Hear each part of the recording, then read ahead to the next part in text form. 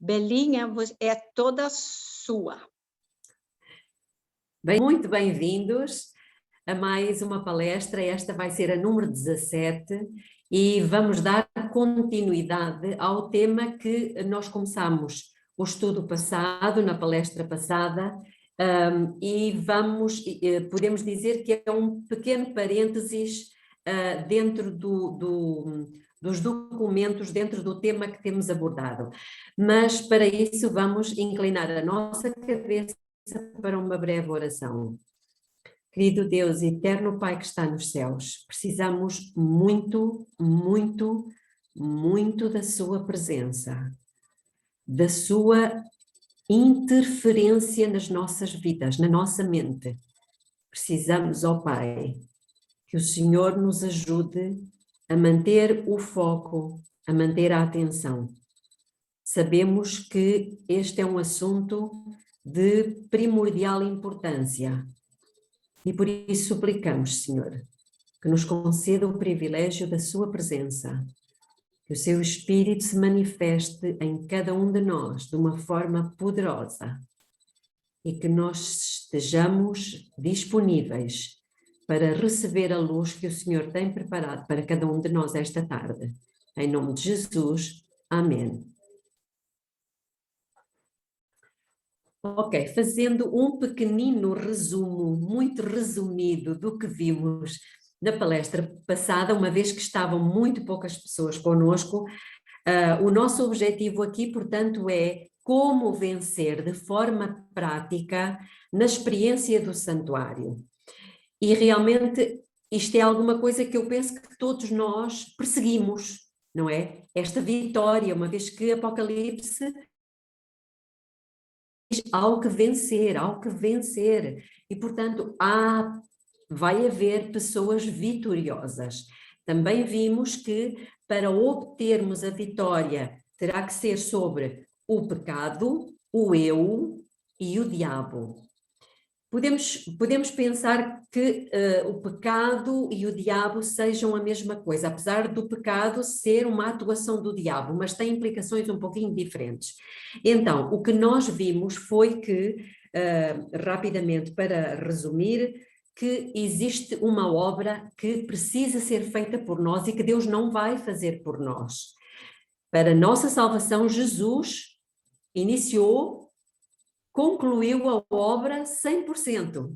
Foi alguma coisa que ele fez exterior a nós e para a qual não houve nenhum tipo de colaboração da nossa parte. Portanto, o preço do resgate foi pago. Ele comprou, não temos qualquer dúvida. Agora, nós, aceitando essa salvação pela fé, nós precisamos ser purificados, transformados. Portanto, é como se a ovelha já tivesse sido tirada do poço da lama, onde ela estava e não conseguia sair, portanto, ela foi posta a salvo, é o nosso caso, mas ela ainda continua suja. E, portanto, o objetivo deste estudo é saber como fazer essa lavagem, essa limpeza, a vitória completa para que o nome de Cristo seja glorificado. Este é o grande objetivo. Não é tanto a nossa salvação, mas é para que o nome de Cristo possa ser glorificado, ou seja, possamos, como já lemos em Filipenses capítulo 2, versículo 12 e 13, para que possamos operar a nossa salvação com temor e tremor.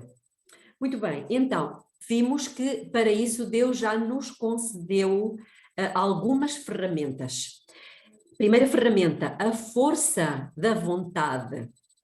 E basicamente isto encontra-se no livro Caminho a Cristo, no capítulo 5. A força da vontade. Todos nós temos vontade, porque ela já nos foi colocada em nós por Deus, não é verdade? É Ele que opera em nós essa vontade de sermos salvos, de sermos purificados, transformados. Ok, então primeira coisa que nós já temos a força da vontade. Segunda ferramenta que Deus já nos concedeu, o livre, a escolha, o poder da escolha ou da decisão também é nosso. Por isso Deus diz, escolhe, pois, a vida para que vivas. Eu ponho diante de ti a vida e a morte, mas escolhe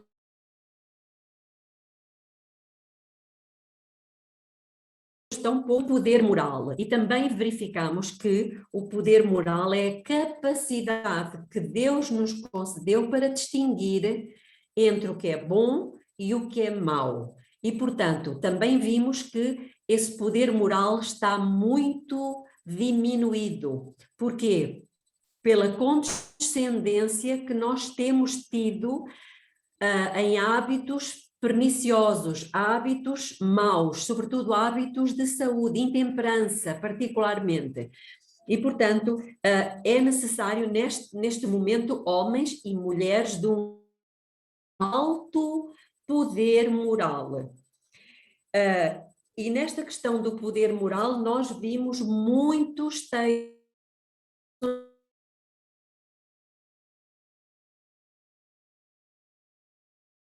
9 de julho, página 201.5, diz: resolvei alcançar uma norma alta e santa. Colocai alto o vosso alvo. Agi com propósito sincero, como fez Daniel, firmemente, perseverantemente, e coisa alguma, irmãos, isto é muito importante, e coisa alguma que o inimigo possa fazer impedirá o vosso aperfeiçoamento. Aqui está aquilo de que falávamos. Não há nada que Satanás possa fazer para impedir o nosso aperfeiçoamento, se nós decidirmos, nós resolvermos, nós escolhermos. E ela continua: a despeito de inconvenientes, mudanças, perplexidades, podeis progredir constantemente em vigor mental e poder moral. Portanto, esta é uma citação muito importante. Uma outra citação muito importante que eu vou repetir encontra-se no 5º volume de Testemunhos para a Igreja, no capítulo 58, página 513.1. A religião pura tem que ver com a vontade. Meus queridos, a religião pura tem que ver com a vontade. Ela continua: a vontade é o poder que governa a natureza do homem, pondo todas as outras faculdades sob o seu comando. A vontade não é o gosto, nem a inclinação, mas o poder que decide, o qual atua nos filhos dos homens para a obediência a Deus ou para a desobediência. E, portanto, nós vimos que existe praticamente tudo, Deus já colocou à nossa disposição para podermos fazer a nossa decisão. Nós tínhamos terminado numas citações que falavam do poder divino, ou seja, uma vez que nós já temos vez que Deus já nos deu a escolha, o poder da escolha, é um poder, irmãos, é um poder da escolha ou da decisão. E uma vez que nós já, pela graça de Deus, temos feito diligências no sentido de termos um alto poder moral, por que é que ainda não conseguimos ter vitórias? E ainda não se reflete em nós o caráter de Jesus completamente. Então, falta aqui uma peça, um ingrediente que faz girar todas estas ferramentas. É uma visão de Ezequiel, que ele vê uma roda dentro de outra roda, lembram-se? Então, isto significa que existe uma peça que faz girar e encaixar todas as outras. E nós também vimos que, no Desejado de Todas as Nações, no livro Evangelismo, a senhora White, ela fala dessa peça como sendo o poder divino. Lembram-se o que era o poder divino? Ellen White diz no Desejado de Todas as Nações, capítulo 73, Cristo deu o seu Espírito como um poder divino para vencer hereditária e cultivada para o mal e gravar o seu próprio caráter na sua igreja. E ela insiste e fala várias vezes sobre esse poder divino. Realmente não é nosso, é um poder que é divino. Mas nós sabemos que Deus está mais disposto a dar-nos esse poder, a dar o seu espírito, do que um pai está disposto a dar uma coisa boa aos seus filhos. Então, eu vou ler novamente no livro Evangelismo, no capítulo 7, na página 191.4, diz o seguinte: quando a mensagem do terceiro anjo, e creio que foi aqui que nós ficamos, foi exatamente aqui que nós ficamos, quando a mensagem do terceiro anjo é pregada como deve ser, há poder que lhe acompanha a proclamação, e ela se torna uma influência permanente. Precisa ela ser acompanhada do poder divino, sem o que nada realizará. Então, nós efetivamente, nós temos pregado a mensagem dos três anjos. Mas aqui diz que ela não tem produzido o efeito para o qual Deus a deu, porque ela não tem vindo acompanhada do poder divino. E o que é o poder divino? Novamente, é o Espírito Santo. E quando nós vamos a Apocalipse 14, nós encontramos do versículo 6 ao versículo 13, podemos dizer, a descrição da mensagem dos três anjos. O que é facto é que a partir do versículo 14 até ao 21, essa mensagem, ela produziu alguma coisa. Ela produziu o amadurecimento do trigo e o amadurecimento das uvas. O trigo são os justos, as uvas são os ímpios. Não vamos agora entrar nesses detalhes, mas é isto que acontece. Então, se nós sabemos que aquilo que amadurece a seara é a última chuva, a chuva seródia, significa que a mensagem dos três anjos, ela veio acompanhada de quê?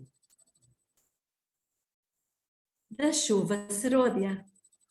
Ou seja, do poder divino, irmãos. Do poder divino do Espírito Santo. E isto ainda está para acontecer. No Desejado de Todas as Nações, no capítulo 73, página 475.2, diz-nos o seguinte: ao pecado só se poderia resistir e vencer, é o que nós pretendemos, é a vitória, por meio da poderosa operação da terceira pessoa da divindade, a qual viria não com energia modificada, mas na plenitude do divino poder. Então, nós estamos a ver aqui que temos, podemos dizer, duas definições para referir a mesma coisa. Numa diz poder divino, noutra diz terceira pessoa da divindade. Mas precisamos que a Bíblia, irmãos, nos defina esse poder. Acham que isto é importante? É muito importante. Nós temos a noção correta do Espírito Santo, mas ela é um pouco vaga. E, portanto, precisamos que a Bíblia nos ensine. Se nós procurarmos a expressão Espírito Santo na Bíblia, ela vem diretamente ligada a um símbolo. Qual é o símbolo? Uma pomba. O fogo. Também. O azeite, não é verdade? O azeite, muito bem. E eu acho que não há melhor lugar para nós fazermos essa pesquisa do que no santuário, que é onde está o azeite, símbolo do Espírito Santo. Então estão a ver que nós o que estamos a trabalhar aqui está absolutamente dentro da mensagem do santuário, que temos estudado até agora. Mas a minha pergunta agora é: será que o Espírito Santo aparece na Bíblia só neste contexto, só com este símbolo? Não, vocês acabaram de dizer agora que existem vários. E eu dou-vos um exemplo. A mesma coisa acontece com Jesus. Se os irmãos forem verificar bem, nós encontramos a pessoa de Jesus, nós a encontramos em diferentes contextos. E alguns contextos nem sequer aparece a palavra Jesus. Aparecem outras palavras. Então, como é que nós sabemos que aquela palavra se refere a Jesus? Eu vou dar um exemplo. Temos lugares nas Escrituras que aparece a palavra Arcanjo Miguel. E nós afirmamos que o Arcanjo Miguel é Jesus. Não temos dúvida disso. Mas o que é certo é que não está lá a palavrinha Jesus. Está Arcanjo Miguel. E isto acontece sempre, irmãos, sempre num contexto, quando aparece a expressão Arcanjo Miguel, ela aparece sempre num contexto de guerra direta contra Satanás. Sempre. E, portanto, o contexto é importante. Outra palavra, cordeiro. Nós temos disso, cordeiro também é um É o símbolo. contexto. Num contexto de caráter, por ele ser manso e humilde. O leão da tribo de Judá também é referente a Jesus, mas não aparece a palavra Jesus, aparece um leão. Ora, Jesus não é um leão. Por que é que aparece o leão da tribo de Judá? Num contexto de estandarte, de bandeira. Muito bem, também aparece como coluna de fogo. Ora, Jesus não é uma coluna de fogo, mas aparece neste contexto como a luz do mundo. Outro, o anjo do Senhor. Em tantos lugares nas Escrituras fala do anjo do Senhor. Gideão, por exemplo, Moisés, Abraão. Então, mas como é que nós sabemos que aquele se refere à pessoa de Jesus? Como é que nós sabemos? Sabemos porque vamos ter que ver o contexto, e quando aparece o anjo do Senhor, é sempre como num contexto, irmãos, isto é muito importante, num contexto de representante da hoste angélica. Sempre aparece desta forma. Também aparece com o nome de porta. Lembram-se? Ele próprio disse, eu sou a porta. Faz-se a pergunta, mas Jesus é uma porta? É? Claro que não. Então, em que contexto é que Jesus disse que ele é a porta? Irmãos, é exatamente num contexto de santuário. Então, estão a ver aqui os vários contextos. Ainda o outro, quando ele fala dele mesmo como sendo o filho do homem. Em que contexto é que aparece Jesus como filho do homem? Como representante da raça humana. Mas Jesus não deixa de ser, ou melhor, estes nomes todos não deixam de referir-se à mesma pessoa. Estamos a compreender até agora ou alguma dúvida? Ok, então, para nós, quando nós vamos para outro país e não compreendemos a língua, ou até mesmo na nossa própria língua, nós precisamos utilizar o quê? Um dicionário. E muitas vezes é bastante útil na própria Bíblia. Quando, por exemplo, nós falamos, ou a Bíblia fala de concupiscência. Eu não sabia o que é que significava concupiscência e fui ver ao dicionário da Porta Editora, e já fiquei esclarecida acerca da palavra. A mesma coisa acontece com a palavra espírito. Em muitos lugares, em muitos contextos, aparece a palavra espírito. Então, nós precisamos valer-nos da ajuda de um dicionário. E o dicionário que é mais comum e mais usado por todas as igrejas é o dicionário Strong. Então, foi justamente ao dicionário Strong que nós fomos beber, para que ele nos dissesse as passagens das Escrituras onde aparece a palavra espírito e em que contexto é que elas estão.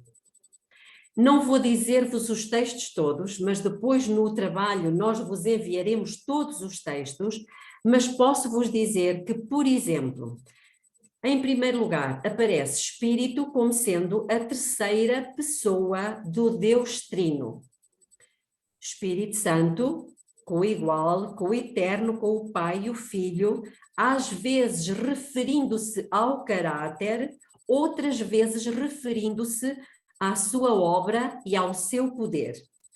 E temos muitos textos, eu vou dar apenas um exemplo, Efésios 4:30, quando diz que ele se entristece.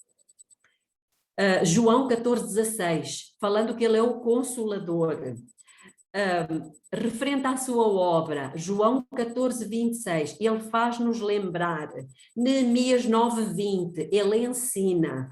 1 de Timóteo 4:1, ele fala. João 15:26, ele testifica. João 16:8, ele convence.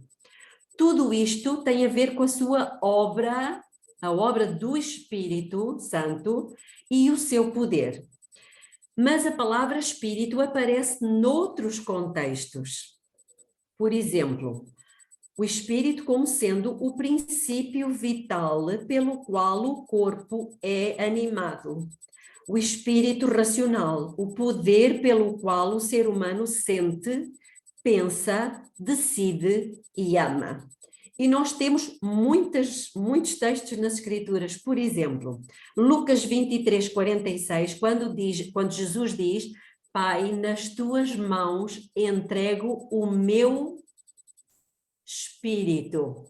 Ele está-se a referir aqui ao princípio vital pelo qual o corpo é animado. Estão a ver o contexto?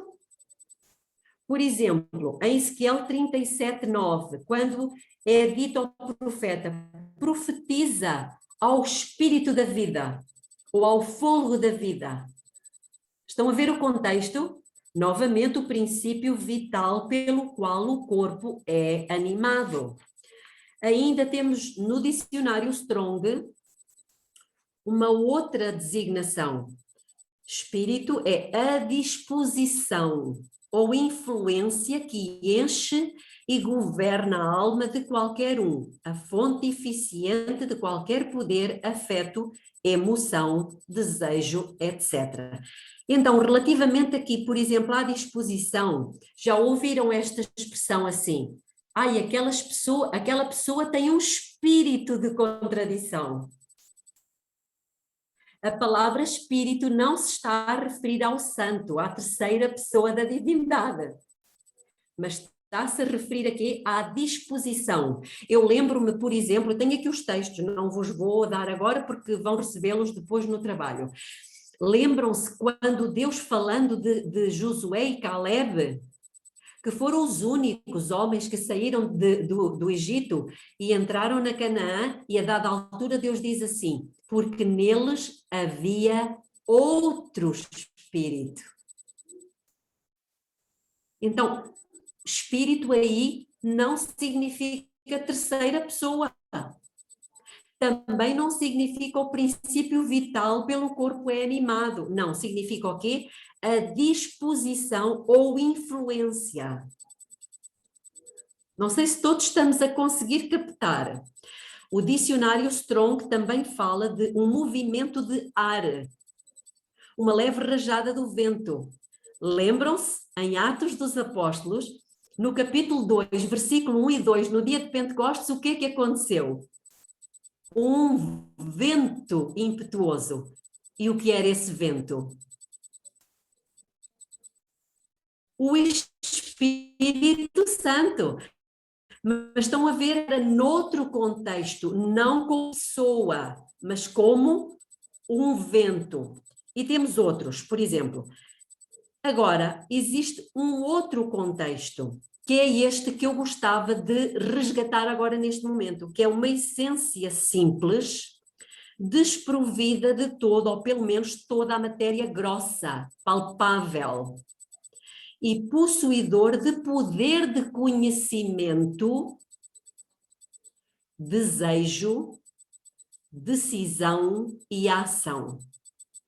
E eu peço em João, no Evangelho de João, no capítulo 6, versículo 63.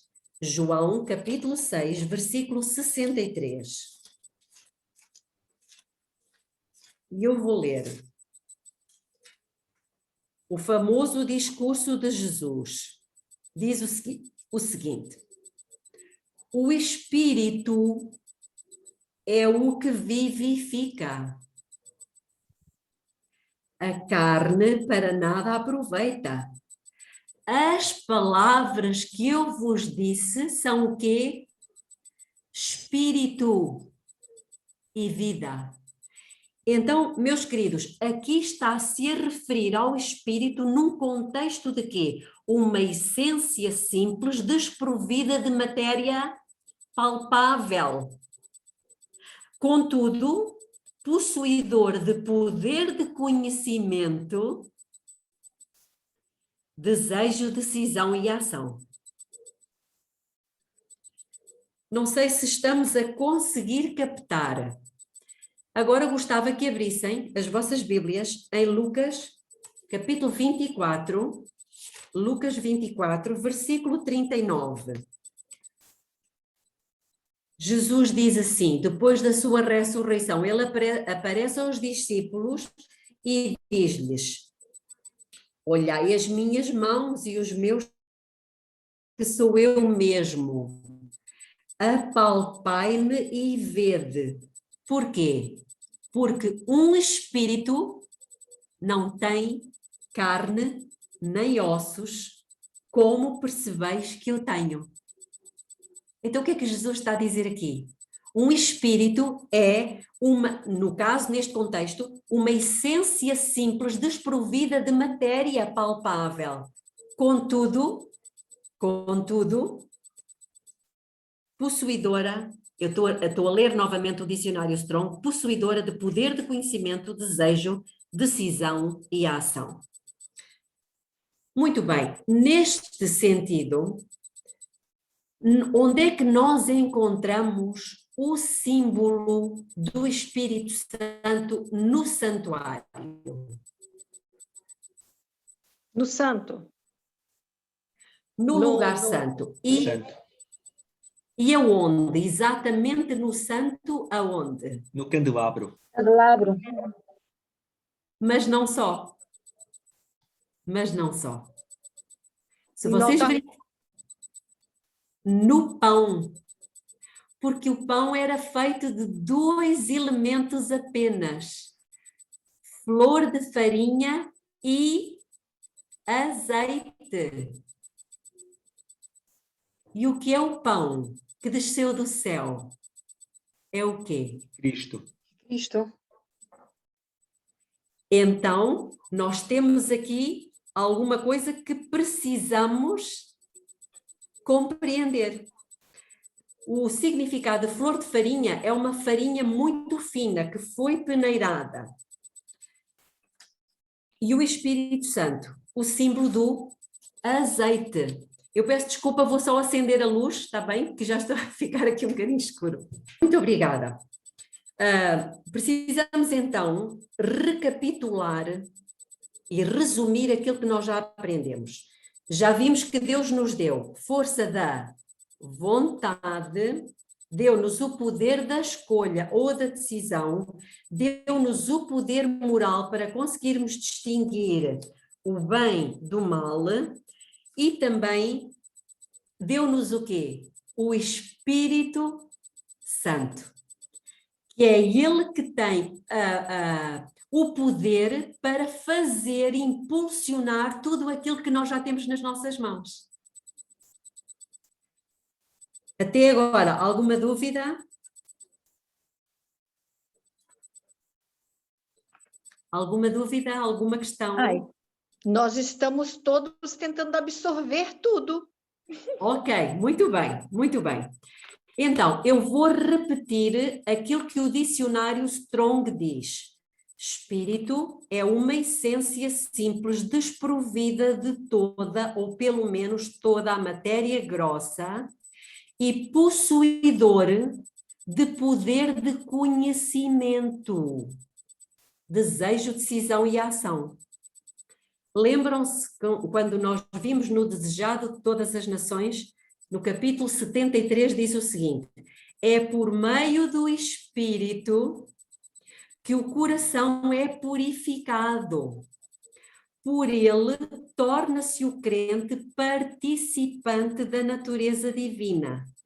Cristo deu o seu Espírito como um poder divino para vencer toda a tendência hereditária cultivada para o mal e gravar o seu próprio caráter em sua igreja.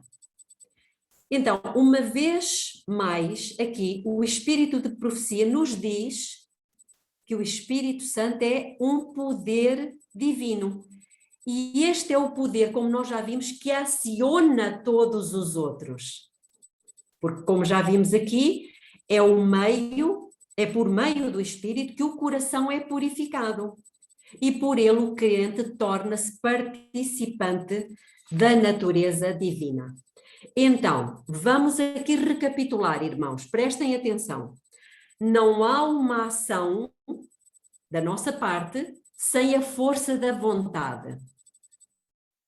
Mas não há vontade sem uma decisão ou uma escolha. Não há uma escolha se não tivermos o poder moral para escolher entre o bem e o mal. E não há poder moral se só conhecermos um lado, no caso, o mal. O que é que o Espírito Santo vem fazer? Vem dar-nos o conhecimento do bem. Entendem, irmãos? O Espírito Santo vem dar-nos o conhecimento de Deus.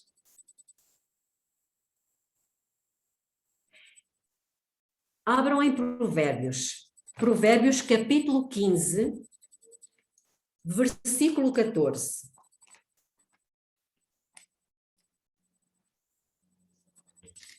Lembrem-se aquilo que diz no dicionário Strong, que o Espírito, neste contexto, portanto, é uma essência simples, desprovida de toda a matéria grossa, mas possuidora de conhecimento, desejo, decisão e ação. Então aqui, em Provérbios 15, versículo 14, diz-nos assim: o coração do inteligente busca o quê? O conhecimento. Mas a boca dos tolos se apascenta de estultícia. Então, irmãos, reparem, o coração do inteligente busca conhecimento. Mas será que a Bíblia nos diz que o Espírito Santo, neste contexto, é o poder do conhecimento? Será que nós temos apoio bíblico, irmãos, não estou a falar do Espírito de profecia, para afirmar que o Espírito Santo é o poder do conhecimento? Temos sim, senhora. Então vamos abrir em Zacarias, no capítulo 4, e vamos ler. Eu penso que talvez isto seja uma noção nova para alguns. Mas nós precisamos ir às Escrituras, irmãos. Zacarias capítulo 4, eu vou ler o versículo 1 a 5 e depois do 11 ao 14. Zacarias 4. Os irmãos conhecem, é, portanto, a visão que o profeta teve acerca das oliveiras, lembram-se? Ok, então vamos ler do versículo 1 ao versículo 5. Ora, o anjo que falava comigo voltou e me despertou como a um homem que é despertado do seu sono e me perguntou: que vês? Respondi: olho e eis um castiçal. Uau! Castiçal, santuário, lugar santo. Muito bem. eis um castiçal todo de ouro e um vaso de azeite em cima, com 7 lâmpadas, e há 7 canudos que se unem às lâmpadas que estão em cima dele. E junto a ele há 2 oliveiras, uma à direita do vaso de azeite e outra à sua esquerda. E então perguntei ao anjo que falava comigo: meu senhor, o que é isto? Respondeu-me o anjo que falava comigo e me disse: tu não sabes o que isto é? E eu disse: não, meu senhor. E agora o anjo vai-lhe dar a resposta a partir do versículo 11. Falei mais e lhe perguntei: que são estas 2 oliveiras à direita e à esquerda do castiçal? Segunda vez falei-lhe perguntando: o que são aqueles 2 ramos de oliveira que estão junto aos 2 tubos de ouro e que vertem de si o azeite dourado? Ele me respondeu dizendo: não sabes o que é isso? E eu disse: não, meu senhor. Então ele disse: estes são os 2 ungidos que assistem junto ao Senhor de toda a terra. Nós temos aqui, eu fiz aqui um pequenino, tosco desenho daquilo que nós acabamos de ler. Estão a ver aqui as 2 oliveiras, temos 2 canudos de ouro, de onde sai o azeite que vai alimentar, nesta taça, vai depois alimentar o castiçal. Conseguem ver? Ok, muito bem. Agora temos que fazer... Como? Boa desenhista, muito bem. Não sou não, por acaso não tenho jeito nenhum para desenho. Ok, então, no 5º volume de Testemunhos para a Igreja, na página 534.5, diz-nos o seguinte, falando dos canudos, dos tubos, que são de ouro, que saem das oliveiras e vão encher o castiçal. Os 2 canudos, diz assim: unicamente os que aceitam fielmente e apreciam a luz a nós dada por Deus e tomam elevada e nobre posição no espírito de abnegação e sacrifício, são condutos de luz para o mundo. Eu vou resumir: unicamente os que aceitam fielmente e apreciam a luz a nós dada são condutos, ou seja, são canais, são tubos de luz para o mundo. Então, o que é que significam os tubos, os canudos? Condutos. Sim, são condutos, mas o que é que são? Representam o quê? São símbolo de quê? Do povo de Deus. Nossa, Dos fiéis. Dos fiéis, daqueles fiéis que apreciam a luz sim. e estão dispostos para transmiti-la aos outros. Percebem? Ok. Agora a pergunta é: o que é que são as oliveiras? O que são as oliveiras? Também são símbolo. No grande conflito, temos a resposta. No capítulo 15, página 267.1, diz o seguinte: relativamente às 2 testemunhas, declara mais o profeta, estas são as 2 oliveiras. Uau! Então as 2 oliveiras são o quê? As 2 testemunhas. E os 2 castiçais que estão diante de Deus de toda a terra. A tua palavra, diz o salmista, é lâmpada para os meus pés e luz para o meu caminho. O salmo, está no Salmo 119, versículo 105. E depois diz: as 2 testemunhas representam. Oh, irmãos, nós não temos que inventar nada. As 2 testemunhas representam o Antigo e o Novo Testamento. Ambos são importantes testemunhas quanto à origem e perpetuidade da lei de Deus. Ambos são também testemunhas do plano da salvação. Então, o que simbolizam as 2 oliveiras? A Bíblia, o Novo e o Velho Testamento. Muito bem. Palavra de Deus. Muito bem. E eu pergunto, se das duas oliveiras sai o azeite, o que é que sai daqui? Que são as duas oliveiras? Palavra de Deus. Espírito. O conhecimento. Conhecimento. O conhecimento, meus irmãos. Parábolas de Jesus, capítulo 29, capítulo 29, página 223.1, diz assim: das duas oliveiras, o dourado óleo era vazado pelos tubos de ouro nas taças do castiçal, e daí nas lâmpadas de ouro que iluminavam o santuário. Assim, dos santos que estão na presença de Deus, o seu espírito é comunicado aos que são consagrados para o seu serviço. A missão dos dois ungidos é comunicar ao povo de Deus aquela graça celestial que somente pode fazer da sua palavra uma lâmpada para os pés e luz para o caminho. Então, o que é que sai das oliveiras? O seu Espírito. espírito. E o que é que são as oliveiras? São a palavra de Deus. E o Novo que é e que a Velho palavra Testamento. de Deus nos dá? O que é que ela transmite? Conhecimento. Conhecimento do bem. Então, o que é que o Espírito Santo nos transmite? O conhecimento do bem, de Deus. O conhecimento de Deus. Só podia ser o seu Espírito para nos dar o conhecimento dele próprio.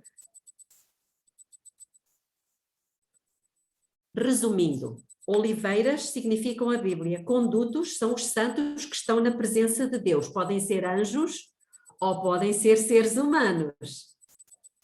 O óleo dourado é o Espírito Santo. Ainda, em relação aos condutos, vou ler-vos uma outra citação que se encontra no 5º volume de Testemunhos para a Igreja, capítulo 62, página 534.1. Aliás, eu já li esta citação. Exato, já li esta citação, mas eu vou lê-la novamente. Unicamente os que aceitam fielmente e apreciam a luz a nós dada por Deus e tomam elevada e nobre posição no espírito de abnegação e sacrifício, unicamente estes são condutos de luz para o mundo. E no 6º volume de Testemunhos para a Igreja, capítulo 1, página 11.3, diz: o povo de Deus deve servir de conduto para a transmissão da mais elevada influência que opera no universo. Então, se nós na citação anterior diz que são aqueles fiéis que estão na presença de Deus, onde é que nós temos a presença de Deus no lugar, no santuário? No lugar santíssimo. No lugar santíssimo. Irmãos, isto é muito, muito importante. Enquanto nós nos mantivermos naquela situação de peca, confessa, dificilmente nós seremos condutos, porque não poderemos passar o conhecimento, o Espírito Santo para outras pessoas. O que escorre das duas oliveiras já vimos que é o óleo dourado. Logo, se as oliveiras correspondem à Bíblia, o que delas corre é o conhecimento de Deus. Atos dos Apóstolos. Temos aqui uma citação muito importante. Atos dos Apóstolos, capítulo 45, página 266.2. O conhecimento de Deus, como revelado em Cristo, é o conhecimento que precisam ter todos os salvos. eu vou repetir, o conhecimento de Deus como revelado em Cristo é o conhecimento que precisam ter todos os salvos. É o conhecimento que opera a transformação do caráter. Uau! Meus irmãos, o que opera a transformação do caráter? Eu gostava de vos ouvir. O conhecimento. Mas não é o Espírito Santo que transforma o caráter. Mas ele nos ajuda fortalecendo o conhecimento. Ele nos convence a buscar esse conhecimento. Aqui diz que o conhecimento que opera, é o conhecimento que opera a transformação do caráter. O próprio Espírito Santo é o conhecimento. Porque ele é que opera a transformação do caráter. É. Recebido na vida, criará de novo a alma à imagem de Cristo. É o conhecimento além do qual tudo é vaidade e nulidade, e o qual Deus convida seus filhos a receber.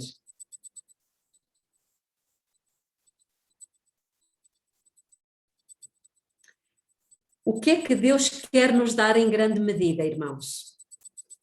O conhecimento do bem, ou seja, o conhecimento de Deus, não é?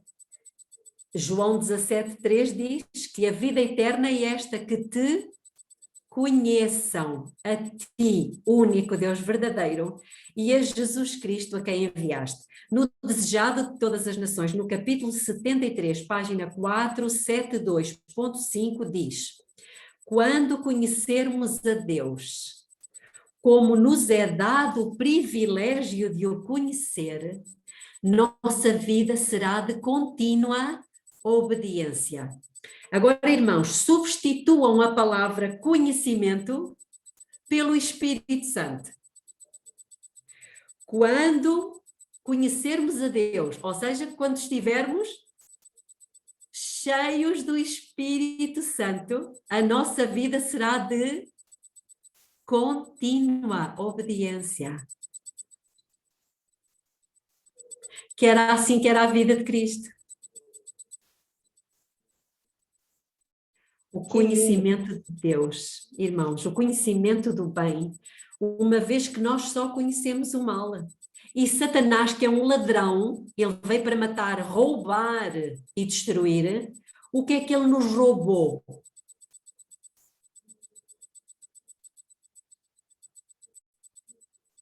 Roubou o conhecimento de Deus. Exatamente, roubou-nos o Espírito Santo. Mas Deus é tão bom, tão bom, tão bom, que chegou a hora, irmãos, de Deus ter uma geração de pessoas que irão estar cheias do conhecimento de Deus. E assim, dessa forma, um caráter transformado. Ok, nós já temos a força de vontade, nós já temos o poder de escolha, nós já temos o poder moral, faltava o quê? O Espírito Santo, o poder do conhecimento. Nas meditações matinais, este dia com Deus, do dia 16 de dezembro, por favor, irmãos, fixem esta meditação. Vão precisar dela muitas vezes. 16 de dezembro, na página 376.5, diz o seguinte: os que realmente se encontram sob a influência do Espírito Santo revelarão o seu poder por uma aplicação prática. Aqui temos a prática, irmãos, por uma aplicação prática dos eternos princípios da verdade. Revelarão que o azeite sagrado é vertido dos ramos das duas oliveiras nas recâmaras do templo da alma. Oh, irmãos, querem mais esclarecido do que isto? É incrível! Está aqui tudo. Eu vou repetir. os que realmente se encontram sob a influência do Espírito Santo revelarão o seu poder por uma aplicação prática dos eternos princípios da verdade.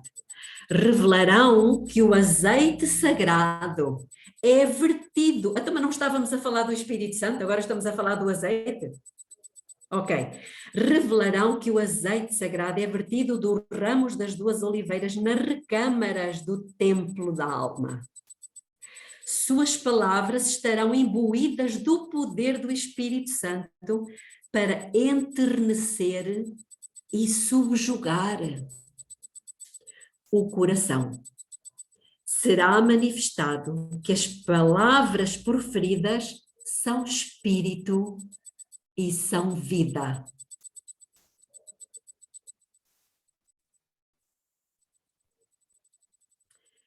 Aplicação prática é diferente de teoria da verdade.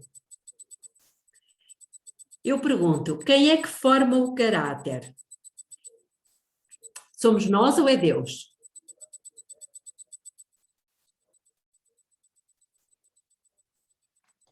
Podem abrir os vossos micros. Nós.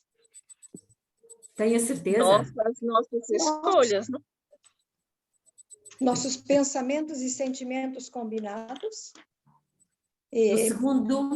No segundo volume de Mente, Caráter e Personalidade, no capítulo 89, página 800.1, diz o seguinte: Deus dá os talentos, os poderes mentais. O homem forma o caráter. O homem forma o caráter. A mente é o jardim do Senhor e o homem deve cultivá-la diligentemente a fim de formar um caráter segundo a semelhança divina. Percebem então porque é que a quinta visão de Zacarias, que lemos há pouco no capítulo 4, que o azeite é conhecimento da palavra de Deus acompanhado de poder divino para transformação de quê? Do caráter. Por isso é que Jesus disse, em João 17:17, santifica-os, na verdade, a tua palavra é a verdade. Só podemos ser santificados, transformados no caráter, sair vitoriosos, como? Pelo conhecimento da palavra, pelo Espírito Santo, que se encontra onde? No lugar santo do santuário celestial. Parábolas de Jesus, capítulo 29, página 223.3. Sem o Espírito de Deus, de nada vale o conhecimento da palavra.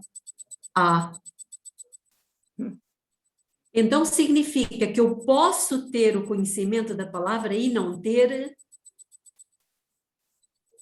o poder divino que acompanha. A teoria da verdade não acompanhada do Espírito Santo não pode vivificar a mente nem santificar o coração. Irmãos, eu posso vos dizer que Laodiceia, ela tem o conhecimento da palavra. O que é que lhe falta? O poder divino, o Espírito Santo, exatamente. Como é que Cristo habita em nós? Desejado de todas as nações, capítulo 73, página 480.1. É por meio da palavra que Cristo habita nos seus seguidores. É por meio da palavra que Cristo habita nos seus seguidores. Esta é a mesma vital união representada por comer a sua carne e beber o seu sangue. As palavras de Cristo são espírito e vida. Recebendo-as, recebeis a vida da videira. Viveis de toda a palavra que sai da boca de Deus. A vida de Cristo em vós produz os mesmos frutos que nele. vivendo em Cristo, aderindo a Ele e por Ele sustentados e dele retirando a nutrição, dareis frutos segundo a sua semelhança. Cristo em nós, a esperança da glória. Estamos já a terminar. Parábolas de Jesus, capítulo 29, página 223.3. Pode estar-se familiarizado com os mandamentos e promessas da Bíblia, mas se o Espírito de Deus não introduzir a verdade no íntimo, o caráter não será transformado. Irmãos, então, está-nos a faltar esta peça ou não está? Está. O homem só receberá o conhecimento se o buscar. Diz-nos em Provérbios 2, 3 e 4. Eu gostava que abrissem as vossas Bíblias, aí gostava mesmo, porque, irmãos, está aqui tudo, em Provérbios, capítulo 2, versículo 3 e 4. Estamos mesmo a terminar. Ainda temos uns minutinhos.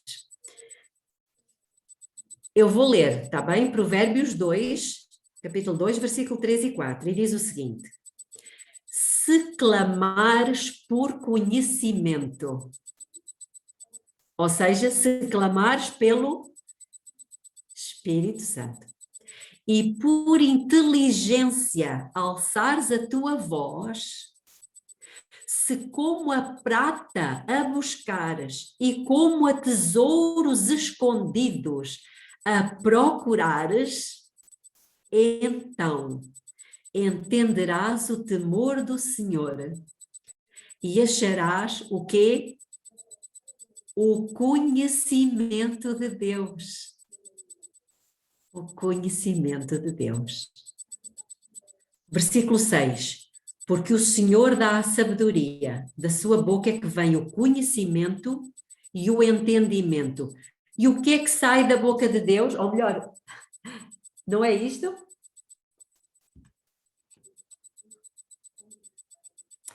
Irmãos queridos, eu creio que nós precisamos de viver Provérbios 2, 3 e 4. Se clamares por conhecimento e por inteligência alçares a tua voz, se como a prata a buscares e como a tesouros escondidos a procurares, então entenderás o temor do Senhor e acharás o conhecimento de Deus. O homem, meus irmãos, só receberá o conhecimento se o buscar. Por quê?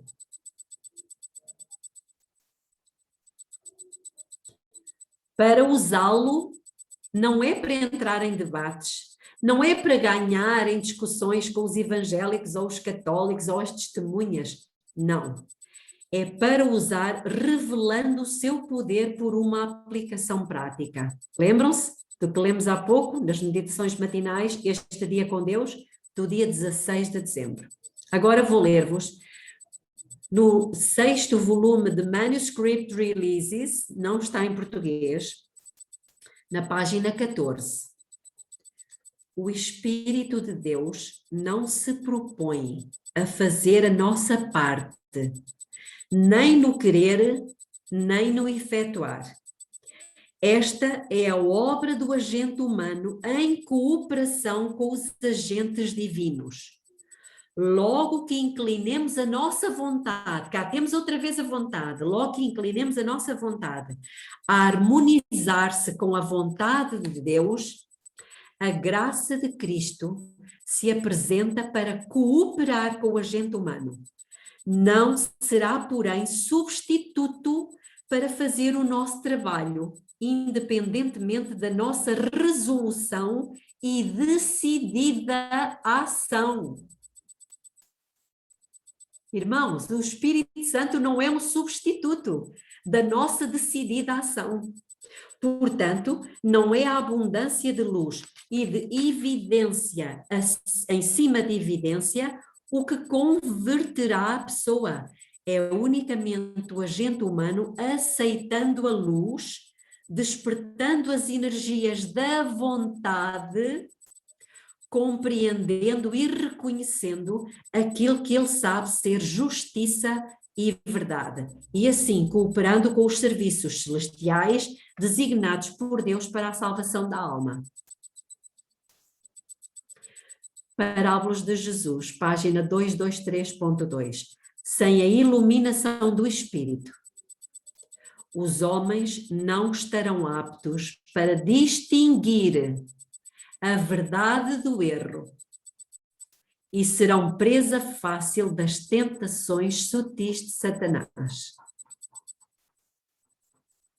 Vejam, irmãos, como precisamos do Espírito Santo, ou seja, o conhecimento do bem. E vamos concluir com Mensagens Escolhidas, volume 1, capítulo 54, página 353.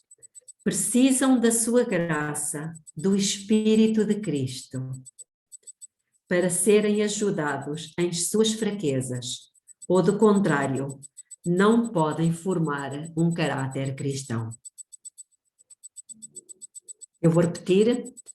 Precisam da sua graça, vírgula, o Espírito de Cristo, para serem ajudados em suas fraquezas, ou do contrário, não podem formar um caráter cristão. Estamos abertos a perguntas.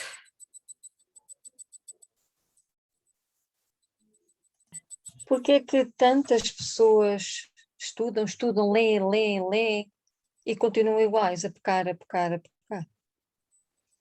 Se realmente a transformação vem pela palavra, porque o Senhor Jesus diz, santifica-os na verdade, a tua palavra é verdade.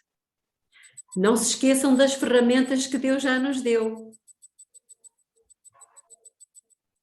Podemos ter o conhecimento, mas não exercitamos a força de vontade, o poder de escolha ou da decisão. Lembram-se que nós lemos aquela citação que eu vou procurar rapidamente para te dar a resposta. Encontra-se no livro, no terceiro volume de Mensagens Escolhidas, no capítulo 20, que diz o seguinte: prevalece a ideia que Cristo fez tudo por nós e que podemos continuar transgredindo os mandamentos de Deus sem que sejamos considerados responsáveis por isso. Este é o maior engano que o inimigo já inventou. Devemos tomar a decisão, irmãos, tomar a decisão de que não violaremos os mandamentos de Deus, custe o que custar, e estar naquela condição espiritual em que possamos instruir outros nas coisas espirituais, ou seja, ser os condutos. Ou seja, tomar a decisão, irmãos, é uma escolha. Deus vem em nosso auxílio quando nós tomamos a decisão. E eu não posso deixar de me lembrar do livro de Daniel. Lembram-se o que é que aconteceu lá no capítulo 1? Vamos abrir no livro de Daniel, capítulo 1, versículo 8. Nós normalmente lemos o 8, mas a seguir ao 8 veio o 9. O que é que Daniel fez no 8? Ele assentou no seu coração não se contaminar, não foi? Ou seja, ele decidiu não transgredir na questão da alimentação. E quando ele tomou essa decisão, o que é que Deus fez? Versículo 9. Gostava que um de vocês lesse, por favor.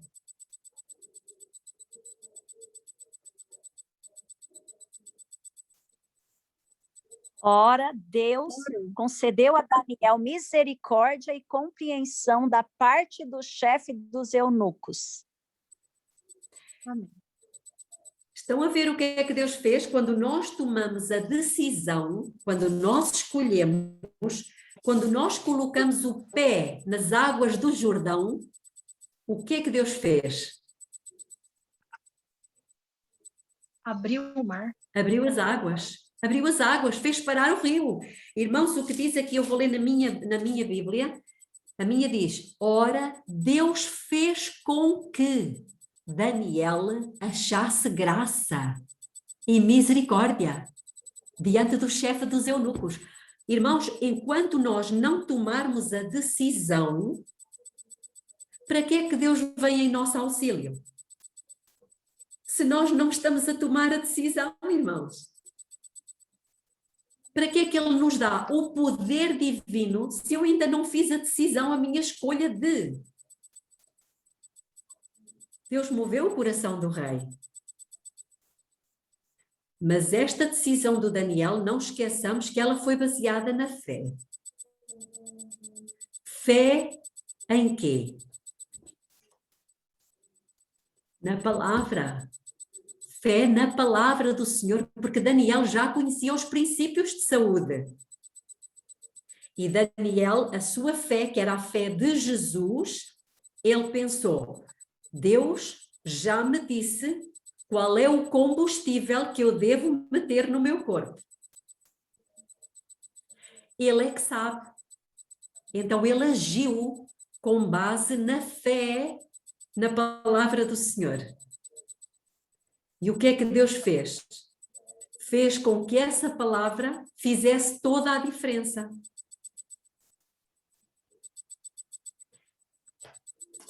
Agora entrávamos aqui numa outra questão, que é a questão da fé. Vou só olhar o relógio, ainda temos um minutinho. Posso? Gostava que abrissem as vossas Bíblias no livro de Romanos, no capítulo 6. O capítulo 6 fala do batismo. E todos nós já fomos batizados, penso eu.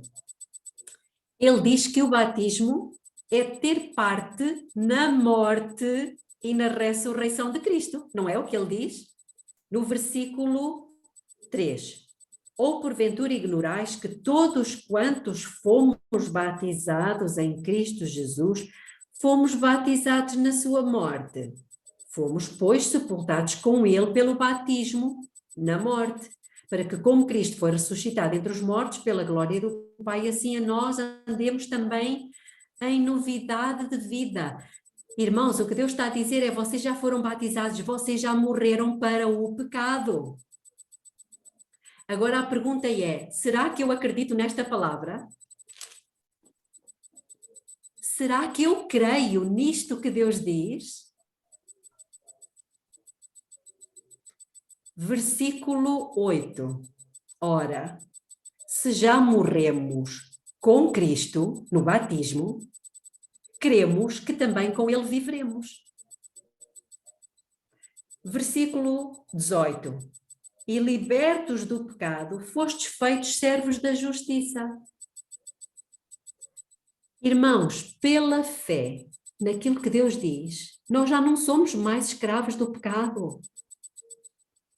Nós já morremos com Cristo. Nós somos novas criaturas. Acreditemos nas promessas. Quem é que nos dá este entendimento?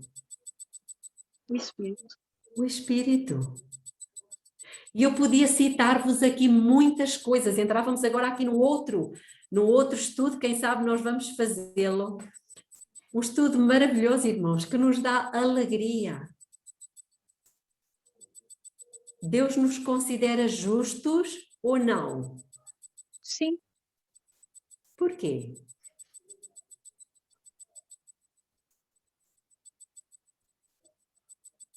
Porque Jesus já pagou o pecado por nós.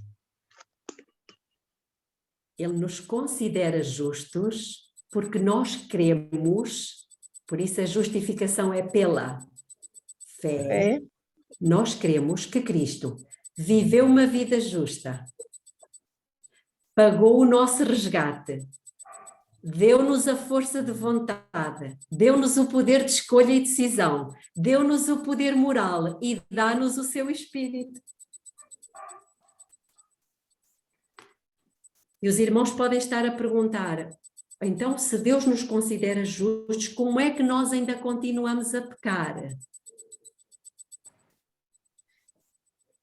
Mas a Bíblia diz que 7 vezes cai o justo. Ele não deixa de ser justo. Não estou a dizer que o justo vai viver em pecado. Não é isso que eu estou a dizer. Eu estou a dizer que o justo ainda vai cair algumas vezes, porque ele está em processo de aperfeiçoamento.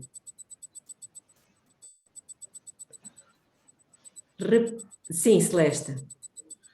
Olha, eu tenho aqui a Ana ao telefone, ela queria fazer uma pergunta. Eu vou ver se tu consegues ouvir, está bem? Sim.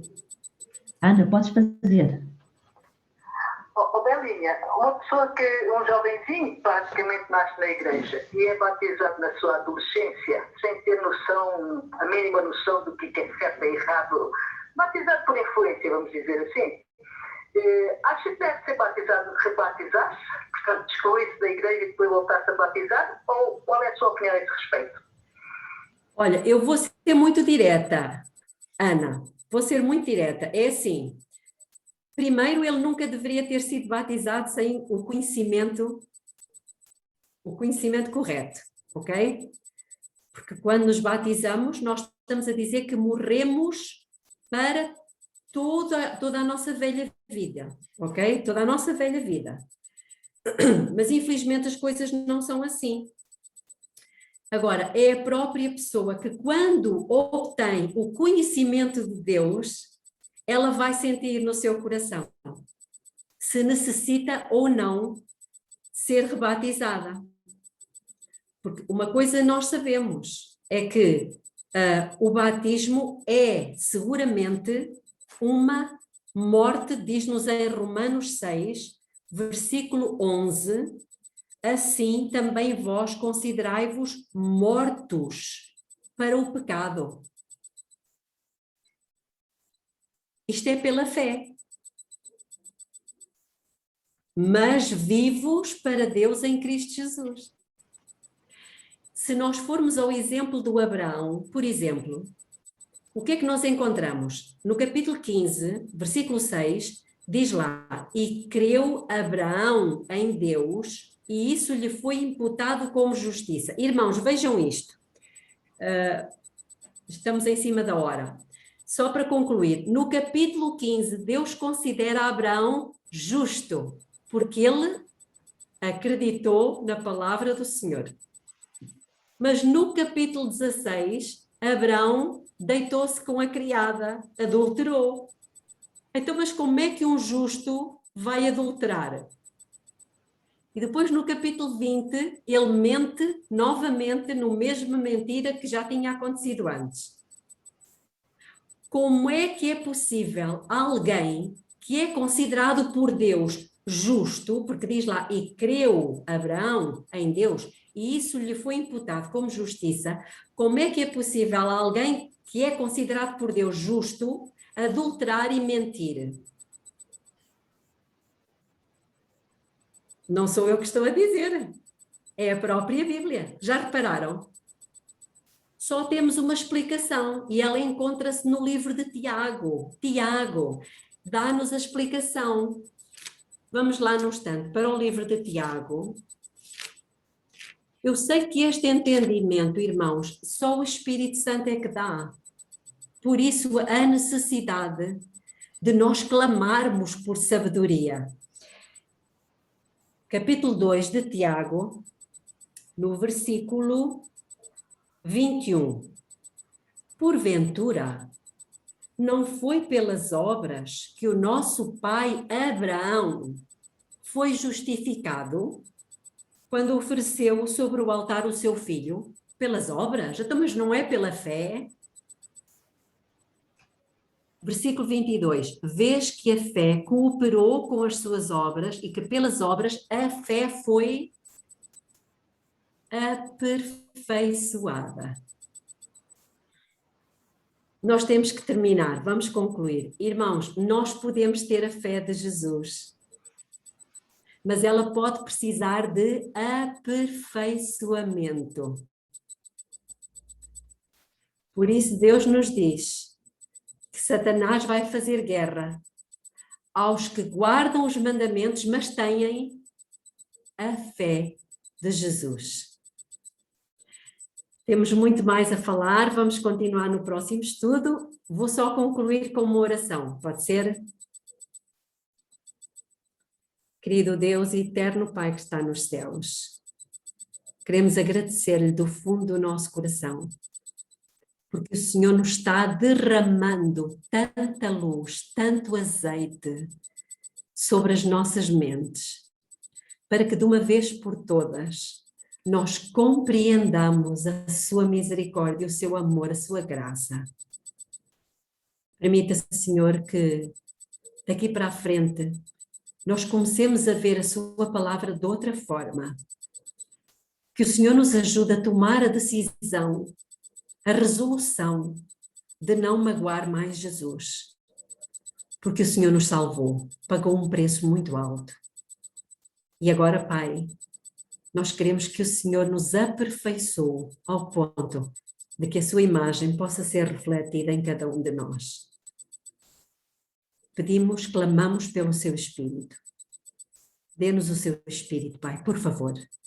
Dê-nos o entendimento do Pai. Revela-nos o seu caráter. E que nós possamos viver uma vida de obediência para a sua honra e glória. É o que lhe pedimos em nome de Jesus. Amém.